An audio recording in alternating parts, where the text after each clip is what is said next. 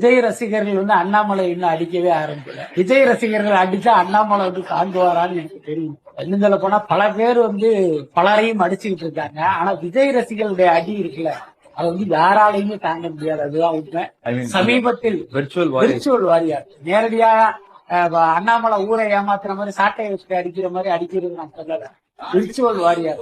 ஏன்னா சமீபத்துல அவருக்கு அடிபட்ட சிவகார்த்திகேயத்தை போய் கேட்டா அண்ணாமலைக்கு அவங்க கதையா சொல்லுவாங்க. எதுக்கு சொல்றேன்னா, இன்றைக்கு சமூக ஊடகங்கள் பாத்தீங்கன்னா ஒரு மிகப்பெரிய சக்தியா இருக்கிறது விஜய் ரசிகர்கள் தான். இன்னொன்னு சொல்றேன், சீமானுடைய நாம் தமிழர் கட்சியை சேர்ந்தவர்கள் சமூக ஊடகங்கள்ல ஒரு வலுவான சக்தியாக இருந்தனர்.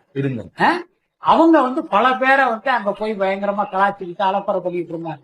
ஆனா இந்த விஜய் ரசிகர்கிட்ட மட்டும்தான் அவங்களுடைய சேட்டையெல்லாம் செல்லுபடி ஆகலாம். என்ன காரணம், அவர்களை விட பலமான சக்தியை இவங்க இருக்காங்க. இவர்கள் நாம் தமிழர் கட்சிக்காரர்களை ஓட ஓட விரட்டுறதை பார்க்கலாம். ஒரு குறிப்பிட்ட அளவுக்கு தொண்டர்கள் இருக்கிற நாம் தமிழர் கட்சியை இப்படி இவங்கள்ட்ட படாத பாடுபட்டப்ப எந்த தொண்டர் பலமும் இல்லாத அண்ணாமலை வந்து எப்படி எல்லாம் படாத பாடுபடுவார்னு யோசிச்சுட்டாரு. அதனால அவர் எல்லாரையும் மாதிரி நினைச்சு விஜயை குறித்து வந்து ஒரு கருத்து சொல்லிட்டாரு அப்படின்னு தான் நான் நினைக்கிறேன்.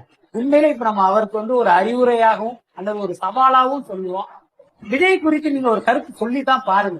பார்த்துட்டு உங்களால தூங்க முடியுதான்னு மட்டும் பார்ப்போம். அதாவது நேற்று வரைக்கும் 11 மணிக்கு தூங்குற அண்ணாமலை விஜய் குறித்து இப்படி ஒரு கருத்து சொல்லிட்டாருன்னா அவர் கண்ணை மூடுவதற்கு தூங்குவதற்கு கூடுதலாக 2 மணி நேரம் டைம் ஆகும். அந்த அளவுக்கு ஆமா நிச்சயமா அந்த அளவுக்கு விஜயினுடைய தொண்டர்கள் அவரை மன உளைச்சலுக்கு உள்ளாக்கிடுவாங்க. அது சரியா தப்பாங்கிற டிபேட் வேற விஷயம்.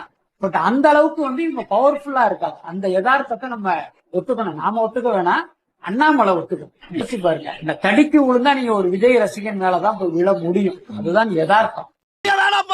ஒன்லி பாடி லாங்குவேஜ் தான்ப்பா, உள்ள ஒண்ணு கிடையாதுப்பா. நீ நினைக்கிற அளவுக்கு நான் ஒன்னும் பெரிய பயிற்று கிடையாதுப்பா. ஒன்லி பில்டப்புப்பா.